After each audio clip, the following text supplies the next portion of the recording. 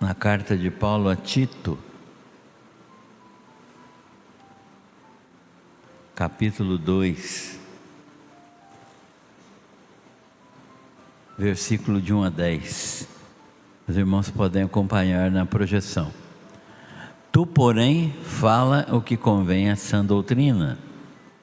Exorta os velhos a que sejam temperantes, sérios, sóbrios, sãos na fé, no amor e na constância.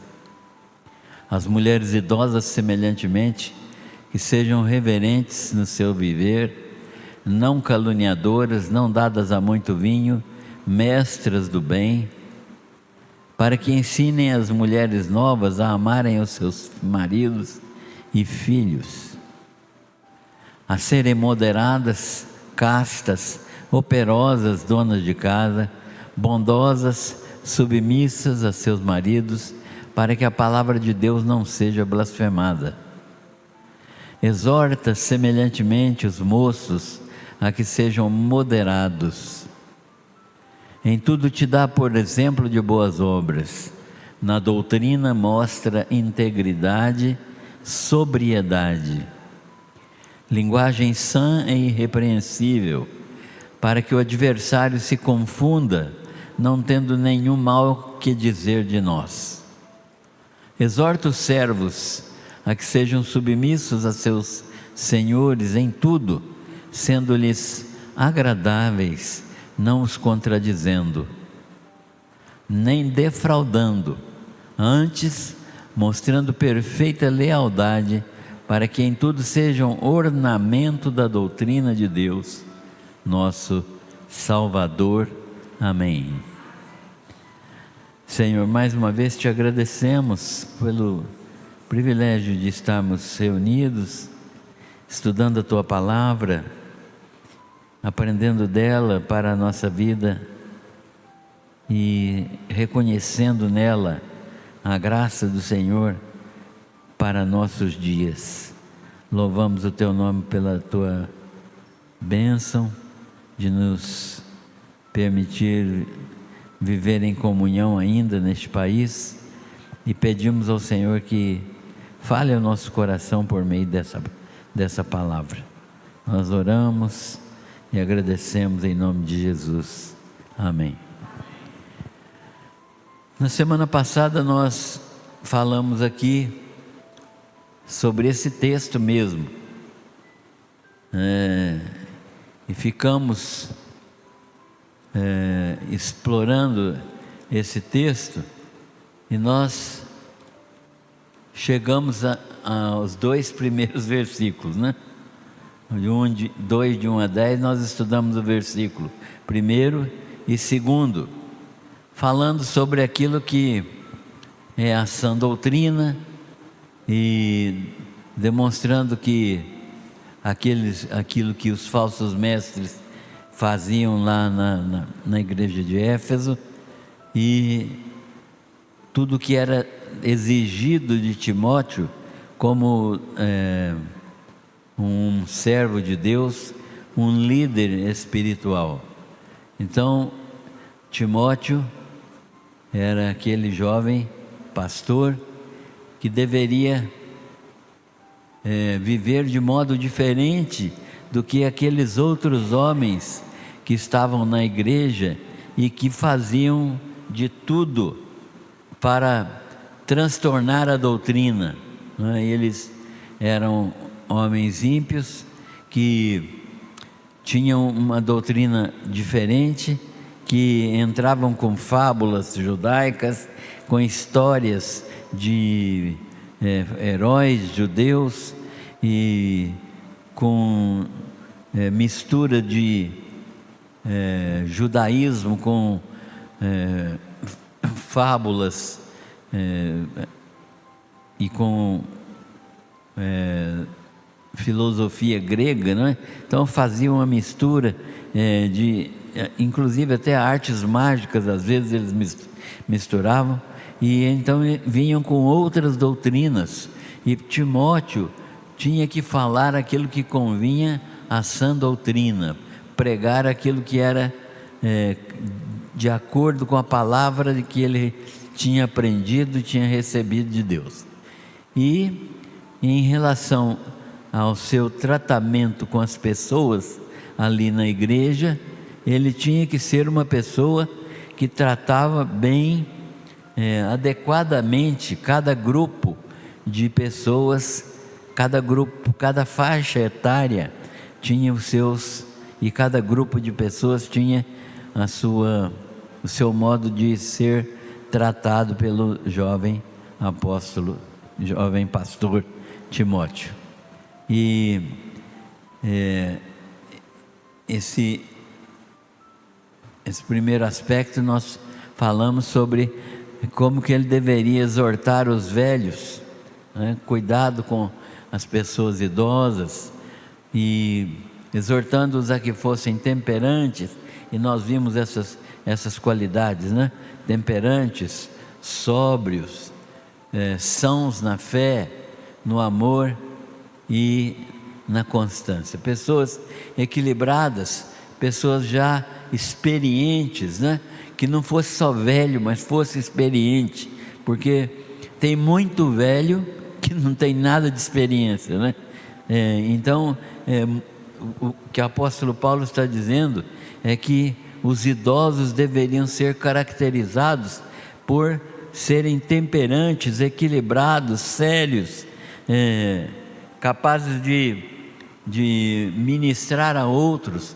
Sãos na fé quer dizer que acreditavam somente na verdade, que não eram dados a falsas doutrinas, que não se deixavam levar por ventos de doutrinas,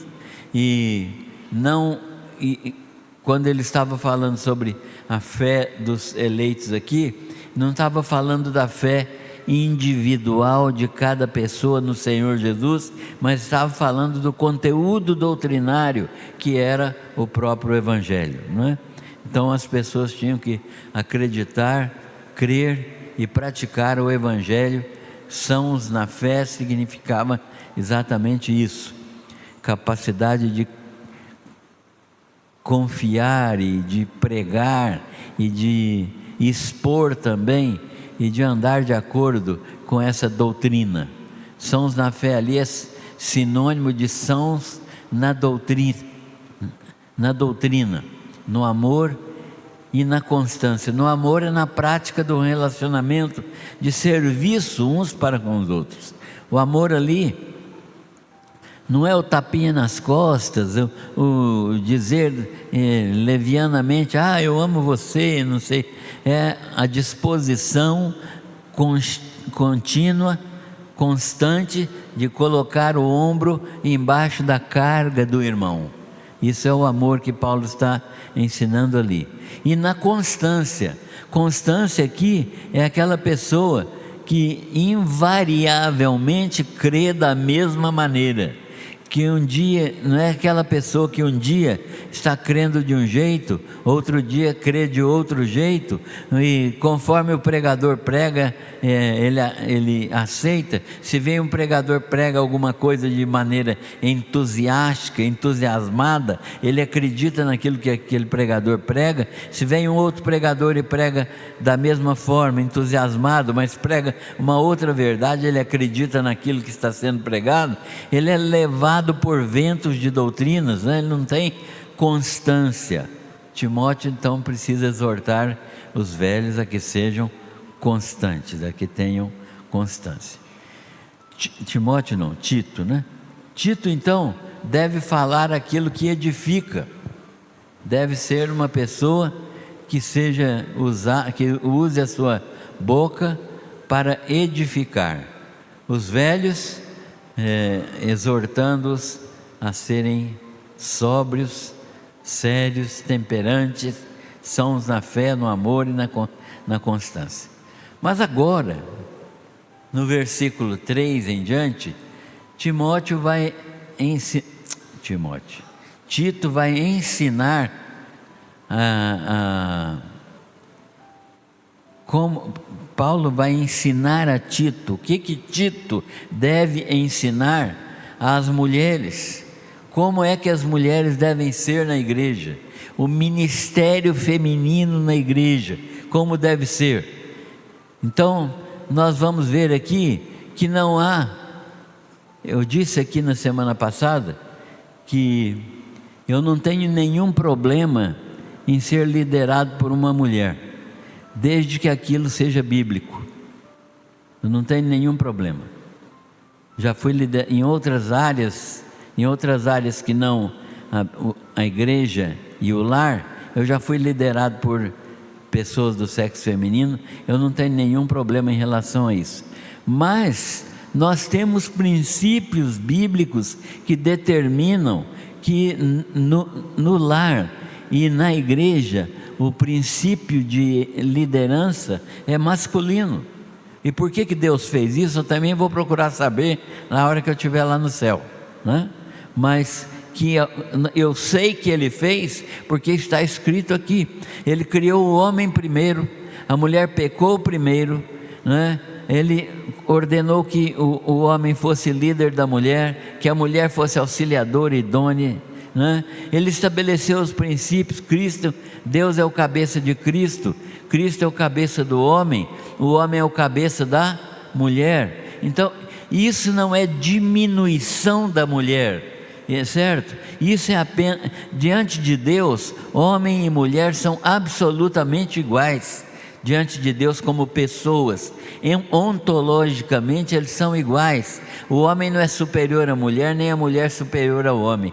E essa posição de liderança do homem não é posição de superioridade, mas é uma posição que Deus estabeleceu para a harmonia do lar, para ter uma responsabilidade. Então o homem é chamado à responsabilidade de liderar, ele representa Deus ali. Então nós não encontramos em nenhuma das 3 cartas que nós estamos estudando, 1 Timóteo, 2 Timóteo e agora Tito, nenhuma orientação para pastoras. Não há uma orientação bíblica para pastoras, há orientação bíblica para pastores, não é? Então quando eu ouço alguém defender essa posição de pastora, eu vejo que as pessoas não entenderam os princípios bíblicos que determinam a função feminina na Bíblia. E aqui está um texto que mostra qual é o papel que Deus reservou às mulheres. Então ele começa lá: as mulheres idosas, semelhantemente, né? Que sejam, semelhantemente a quem? Aos homens idosos, aos velhos, né? Semelhantemente, que elas sejam reverentes no seu viver. Então sejam pessoas que tenham reverência no seu viver, significa que elas sejam capazes de andar santamente na presença de Deus, sejam reverentes a Deus, né, no seu viver, que elas busquem a presença de Deus em reverência, não desorganizadamente, não sem um equilíbrio no comportamento, reverentes no seu viver, não caluniadoras, né? Por que ele não fala não caluniadores para os homens, mas fala não caluniadoras para as mulheres, né? Então, porque é muito mais fácil isso acontecer entre as mulheres que não são tementes a Deus. As mulheres que não são reverentes, elas podem ser caluniadoras, aquelas que emitem opiniões e propagam opiniões que não são adequadas. A gente está em igreja já faz muitos anos. Quase todos os problemas que a gente vê surgir em igreja surgem de conversa de mulher. Quase todos, né? Um foco ali, outro foco ali, e uma conversa aqui, uma conversa ali, e de repente se fomentou um problema. E nós então estamos vendo o ensino de Paulo a Tito, Então as mulheres devem ser reverentes no seu viver, não caluniadoras, né? Falando só a verdade, não falando o que não é necessário, não falar mais do que convém, não é? Terminou a reunião, não dá tempo para o diabo usar o espaço. O problema complicado que o diabo usa é o espaço entre a minha boca e o ouvido da outra pessoa. Esse espaço entre o que eu falo e o que a outra pessoa ouve é que é o espaço que Satanás se utiliza, e muitas vezes as calúnias são oriundas disso, né? Então, terminou a reunião, saiam, vão cada um para sua casa, cuidar dos seus afazeres, porque se ficar com fofoquinha, com conversinha, vão sair problemas dali. Não dadas a muito vinho. Para quem gosta de bebida, então um pouco pode, né? Porque não é dadas a muito vinho. Não é. O conselho de Paulo aqui é que elas não sejam dominadas por nada, né? Inclusive por bebida alcoólica, porque esse vinho aí, não se iludam. Há muita gente que quer tapar o sol com a peneira e vem dizer que esse vinho aí não era bebida alcoólica, não tinha álcool. Se fosse assim, não precisava de haver nenhuma proibição quanto a isso, né? E Paulo falar de embriaguez, né? Etc. Então, não dadas a muito vinho significa que não devam ser dominadas por ele. Mas o conselho que é mais intenso e mais sábio do próprio apóstolo Paulo é que, se eu vou usar vinho e vou escandalizar o meu irmão, se eu vou produzir no meu irmão uma atitude de escândalo, se eu vou enfraquecer a fé do meu irmão porque estou usando uma bebida, então é muito melhor que eu não use. É melhor que eu não use. Então seriam não dadas a vinho, não dadas ao vinho, não é nem a muito, não é? Mas não estou corrigindo Bíblia, não é? Senão daqui uns dias lança uma versão, né, da Bíblia, versão credival. Eu não tenho a menor disposição para isso, nem competência e nem mesmo desejo de fazer isso. Então, não dadas a muito vinho, mestras do bem. Mestras do bem, aquelas mulheres que são capazes de ensinar tanto a própria família como os outros a como praticar o bem, aquelas mulheres que são dominadas pelo Espírito Santo e produzem o bem. Elas trabalham de acordo com a orientação do Espírito Santo e produzem bem-estar no lugar onde elas estão. Mestras do bem só fazem as boas obras necessárias, visitam, ajudam nas necessidades, contribuem, fazem o bem de uma maneira constante, não é? Mestras do bem. O outro texto que é em seguida, que é o versículo 4, elas são chamadas então e exortadas para quê? Para que ensinem as mulheres novas a amarem os seus maridos. Ensinem as mulheres, ao ministério das mulheres mais idosas aí, ensinar as mulheres novas a não criticarem seus maridos, a falarem mal dos seus maridos, a se desanimarem com seus maridos, não é? A se separarem dos seus maridos, mas a amarem os seus maridos, para que ensinem as mulheres novas a amarem os seus maridos. Esse é o papel das mulheres mais velhas na igreja, não é? Elas precisam se organizar para fazer isso na sua igreja, amar os seus maridos e filhos. Isso significa que ensinar essas mulheres mais novas a cuidarem bem da sua casa, para que Para que maridos e filhos tenham um ambiente adequado para crescer espiritualmente, para se comunicarem bem, para crescerem em amor cristão, para que crescerem em serviço mútuo. Então, isso é uma necessidade, amarem os seus maridos e filhos, não terem outra atividade que faça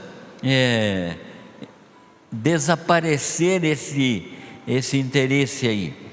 Não estou dizendo que a mulher não deva trabalhar fora, não é isso que eu estou dizendo, né? Eu reconheço e sei que a Bíblia também reconhece que as mulheres têm competência para ter as suas profissões. O problema é prioridade.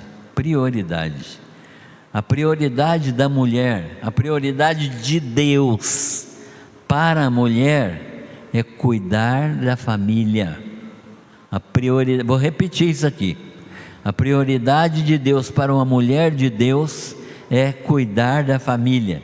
Então, o nosso conselho e o conselho de homens de Deus que tem escrito sobre esse assunto é que uma mulher que se casou e tenha filhos pequenos, ela não deve trabalhar fora até que esses meninos estejam em condição de tocarem a vida quase que sozinhos, aí a partir dos 7, 8 anos.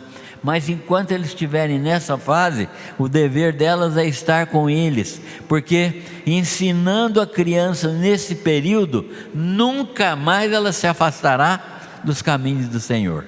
Então a Bíblia é muito coerente, instrui o menino no caminho em que deve andar, né?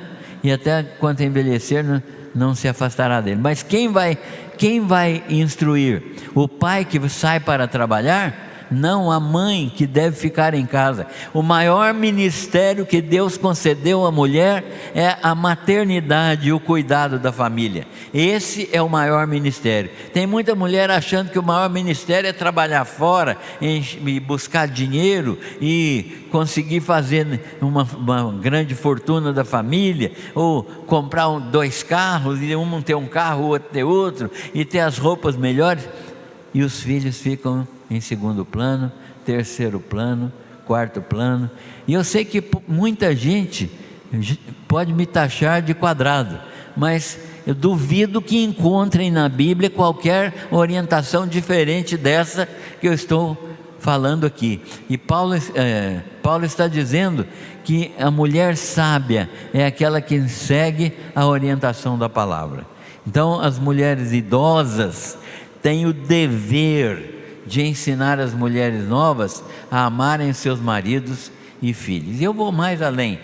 A liderança da igreja, os pastores, os professores que militam no ensino, devem falar desses assuntos para que as mulheres que vão constituir família, aquelas que constituíram recentemente e aquelas que vão constituir, saibam qual é o ministério de Deus para a vida de uma mulher casada. Então, elas devem amar os seus maridos e seus filhos. E amar os seus maridos e seus filhos significa não apenas abraçá-los e dizer: ah, meu bem, eu te amo. Não é isso não. É trabalhar honestamente, sinceramente em casa, para que, não quer dizer que não tenha empregada, não é isso não. É ter a administração do lar na sua mão e fazer o bem para o seu marido e fazer o bem para os seus filhos. O versículo 5 nos ensina que elas devem aprender a serem moderadas, equilibradas, né? Aquelas mulheres que têm o pé no chão, né? Que sabem o tempo certo de cada coisa, que fazem as coisas no tempo certo, que são equilibradas no vestir, equilibradas no falar, equilibradas no trabalhar. Aquelas mulheres que são moderadas em tudo, têm moderação, têm equilíbrio em todas as coisas. Castas. O que significa castas? Pode ser traduzido por puras, né? Então, aquelas que são castas, puras, quer dizer que não alimentam pecados na sua vida, não, que levam uma vida reta diante de Deus, que oram. operosas donas de casa, quer dizer, que investem no trabalho familiar, não é? Então eu vejo aqui um modelo, aquela mulher de Provérbios 31, mulher virtuosa não a achará, ou quem a achará, né? Então tem uma descrição daquela mulher operosa. Como é bom de vez em quando dar uma lida naquilo, né? Operosas donas de casa, bondosas, que quer dizer que praticam a bondade para com o marido, para com os filhos, para com as pessoas que procuram a casa. Elas são boas, sabem hospedar, sabem cuidar daqueles que procuram, submissas a seus maridos. Aí que chega o ponto da dificuldade, né? Porque as mulheres entendem que submissão é ser escrava do marido. Quando a Bíblia diz submissas a seus maridos, Paulo acrescenta aos Efésios: submetei-vos a vossos maridos como ao... Ninguém sabe, né? Como ao Senhor, né? Marido, amai vossas mulheres como Cristo amou a... Então, as duas coisas se completam, irmãos. Um não é superior ao outro, não é? O marido precisa amar a esposa como Cristo amou a igreja. Como Cristo amou a igreja? Dando a vida por ela. Então o marido deve fazer isso pela sua... E eu digo mais: quando o marido faz isso pela sua esposa, é capaz de dar a sua vida por ela.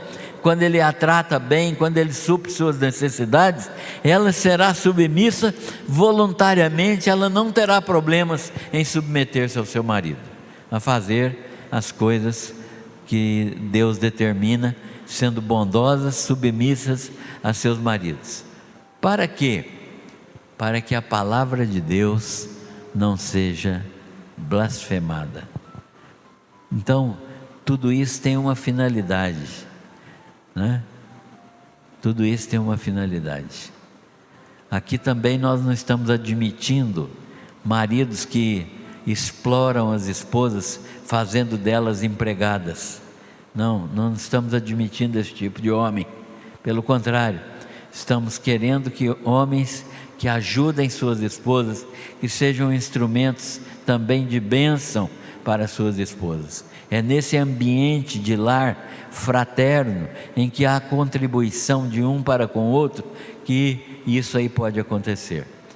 Então elas devem ser submissas a seus maridos, para que a palavra de Deus não seja blasfemada. Onde?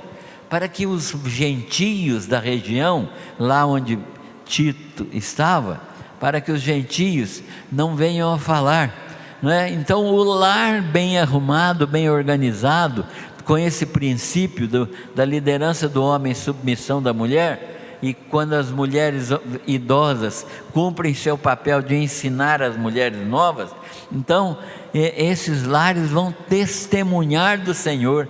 Eles vão ser lares equilibrados, vão ser lares que falam da presença do Senhor, testificam da presença de Deus, vão demonstrar no meio dos gentios que esses lares são diferentes. Nos lares dos gentios a briga, a discussão, a exploração de um pelo outro. Então a insubmissão, rebeldia. No lar cristão não, há paz, há harmonia. Por quê? Porque o homem cumpre seu papel e a mulher está aprendendo com as mulheres idosas da igreja a cumprir também o seu papel. Então, para que a palavra de Deus não seja blasfemada, antes seja glorificada, para que a palavra de Deus siga sendo exaltada no meio do povo. Versículo 6 já vai falar sobre os moços, né? Exorta semelhantemente os moços. Então ouvimos aí no primeiro versículo os velhos, né? Os homens velhos. No segundo versículo, no terceiro em diante, as mulheres idosas ensinando as mulheres jovens. E agora nesse sexto versículo Tito tendo cuidado dos moços. Que Tito, que era moço, tinha que fazer: exorta semelhantemente os moços a que sejam moderados. Na mocidade é difícil ser moderado, né? As pessoas tendem ao desequilíbrio. Uma hora estão muito animadas, outra hora estão menos. Uma hora investem toda a energia numa determinada atitude, numa determinada atividade, e depois desaparecem. Então, exorta semelhante aos moços a que sejam moderados, sejam equilibrados, né? Que eles possam considerar todas as coisas com equilíbrio, para fazer aquilo que é certo no momento certo. E os moços devem ser, então, exortados a serem equilibrados, a não tomarem decisões impulsivas, mas raciocinarem, orarem, pedirem a Deus orientação, porque muitas decisões tomadas na base do impulso acabam dando problema para quem toma essas decisões, né? O versículo 6 então ensina isso. O 7: em tudo Tito deve ser o exemplo. Em tudo te dá por exemplo de boas obras. O pastor Tito tinha que ser o exemplo disso. Se ele era um jovem, ele tinha que dar exemplo para os jovens, né? Em tudo te dá por exemplo de boas obras. Ele tinha que fazer todas as coisas de maneira exemplar. Ele tinha que ser perfeito nas suas ações. Então, na doutrina, na palavra de Deus, mostra integridade. Não vacile, não vá de um lado para outro, mostra integridade, ou seja íntegro, indivisível, né? Creia somente na palavra de Deus, não dê atenção aos falsos mestres, não dê atenção aos judaizantes, não dê atenção aos filósofos que estão tudo aí na igreja, e eles vão tentar te levar para outros caminhos, né? Como tentaram fazer com Timóteo. Então não faça nada disso, mostra integridade, finca o pé naquilo que é reto, naquilo que é certo, naquilo que é de Deus, e não se arrede disso. Sobriedade é aquela qualidade que permite a pessoa ser equilibrada também, nós já falamos sobre isso, mas permite não ser notada. Então, uma pessoa sóbria é aquela que passa despercebida. Ela não é nem exaltada, nem tem tendência a desaparecer, mas ela é uma pessoa que tem uma conduta tranquila, não é uma conduta que chame atenção, nem para o bem nem para o mal. Ela é equilibrada. Então, a sobriedade. Tito deveria ser sóbrio. A tendência às vezes de um pastor jovem é discutir, é brigar, não é? Se tem alguém errado, ele quer trazer essa pessoa para o caminho certo, na base da discussão, na base da pressão. Então não é isso que ganha as pessoas. O que ganha as pessoas é essa integridade e esta sobriedade. Na doutrina mostra integridade, sobriedade. As pessoas são ganhas para a posição correta quando você é equilibrado no falar, demonstra amor no falar, não acusa, não joga na cara, não é? Não explode, não briga, não contende, né? Então, quando você faz as coisas de maneira equilibrada, sóbria, então isso funciona melhor. O versículo 8 fala da linguagem que Tito deve ter. Linguagem sã e irrepreensível. Hoje é complicado, né? O passatempo predileto, o investimento predileto de tempo da maioria das pessoas é o quê? A internet. E na internet você aprende tudo que deve, que pode aprender, bom, e tudo que não presta, né? e principalmente o que não presta. E isso influencia na sua linguagem. A minha linguagem, irmãos, é fruto do que está na minha mente. Se eu não encher a minha mente com a palavra de Deus, eu vou ter uma linguagem torpe, uma linguagem que não é boa. Então, Tito deve ter uma linguagem sã e irrepreensível, mas para isso, como vimos no versículo anterior, ele deve investir em quê? Na sã doutrina. Ele deve ser fiel à sã doutrina, na integridade e sobriedade da doutrina. Então ele vai ter linguagem sã e irrepreensível.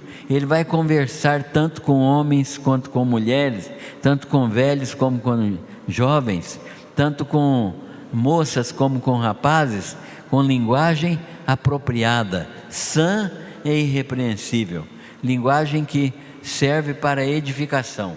E essa linguagem sã e irrepreensível vai produzir o quê? No adversário vai se confundir. Quem é o adversário aqui? É Satanás, é o diabo, né? Para que o adversário se confunda, não tendo nenhum mal que dizer de nós. Então, aonde que o adversário fala mal de nós?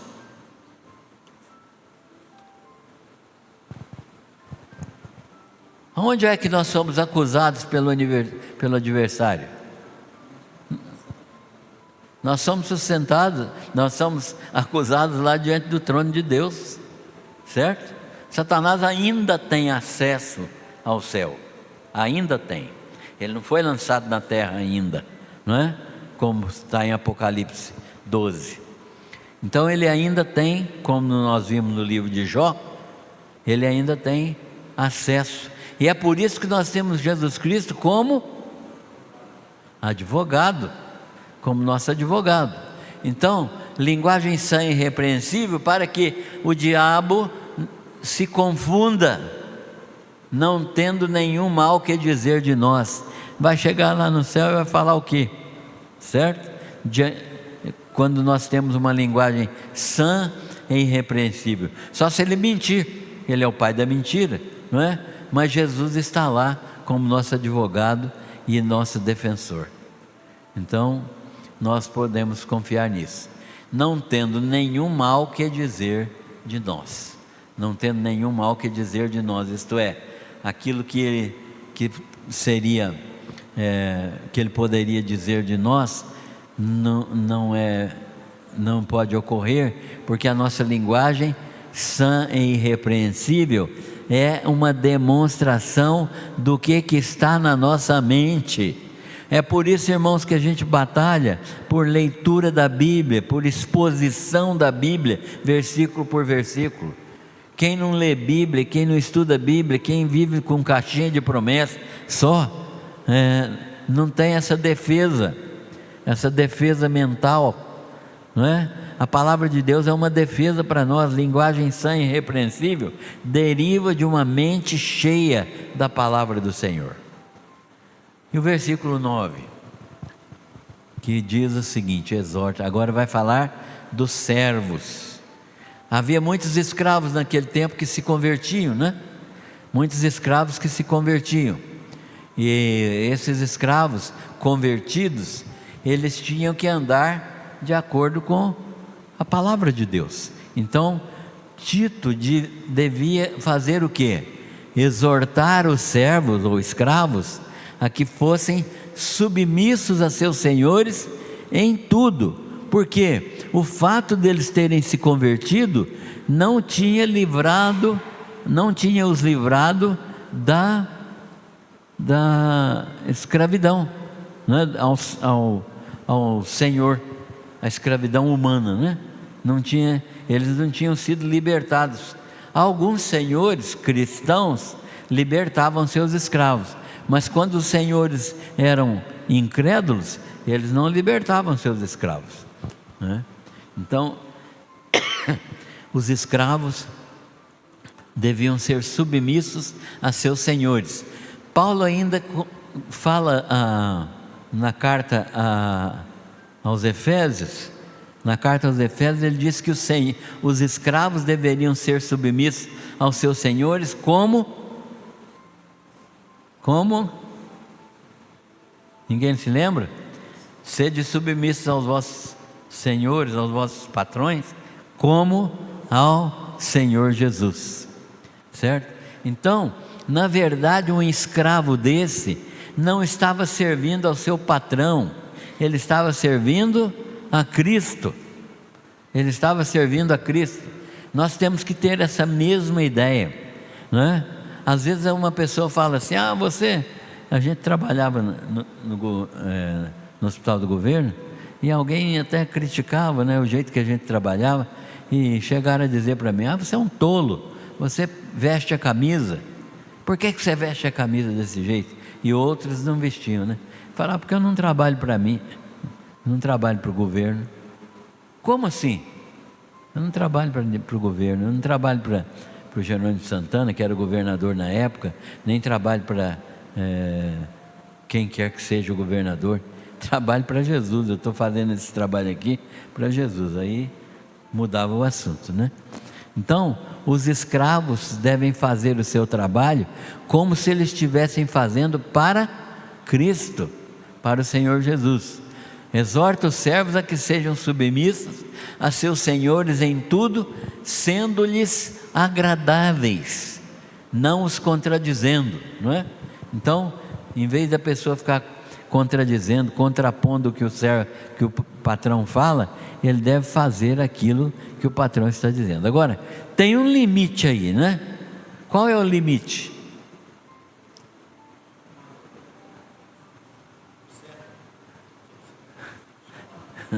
Aquilo que, se aquilo que eu estou sendo ordenado a fazer é incompatível com a palavra de Deus, eu posso desobedecer. Eu vou explicar. Eu não faço isso porque isso é contra a palavra de Deus. Enquanto não fere a palavra de Deus, eu devo fazer tudo que o meu patrão manda. Mas a partir do momento que aquilo que ele me pediu vai ferir um princípio bíblico, eu não posso quebrar o princípio bíblico. Eu preciso dizer claramente que eu não posso fazer, porque eu temo ao Senhor. Claro que isso vai trazer consequências, mas ou você é crente e assume as consequências, ou você não é nada, né? Então devemos exortar, somos exortados então, né, para sermos submissos aos senhores em tudo, e sendo agradáveis, não os contradizendo. E por último, o versículo 10: nem defraudando. O que é defraudar? Então, tirar o mão leve, né? A mão leve, defraudar. Mas defraudar tem um outro significado. Aqui, defraudar é você deixar de fazer alguma coisa que você deveria fazer. Isso está muito relacionado com o horário. Quer ver uma defraudação que as pessoas não prestam atenção? Meu horário é às 21 horas, são 8h40, né? Então, eu vou embora, só tem 20 minutos, né? Tomei 20 minutos do meu patrão. Ou então o horário de entrada no serviço é 7 horas, mas chegar às 7h15 não tem importância. Cobre meu horário por mim e tal, né? Isso é defraudar, é outro modo de defraudar. Então, não defraudar, antes mostrando perfeita lealdade em tudo, lealdade no tempo, né? Demonstrar que você está, quando você é remunerado, você está demonstrando que você vale aquilo que você está recebendo, porque você emprega todo o tempo a serviço do seu patrão, certo? Então, o seu patrão não tem o que reclamar de você.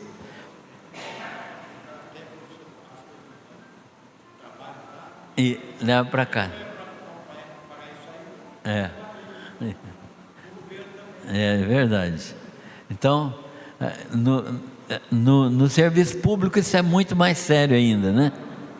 Então, no serviço público, o sujeito que é motorista, ele leva o carro para casa, no fim de semana ele sai com o carro, né? Está escrito no carro, uso exclusivo em serviço, mas o sujeito está rodando por aí, passeando por aí, queimando gasolina do próprio governo, né? Então isso é muito frequente. Oi?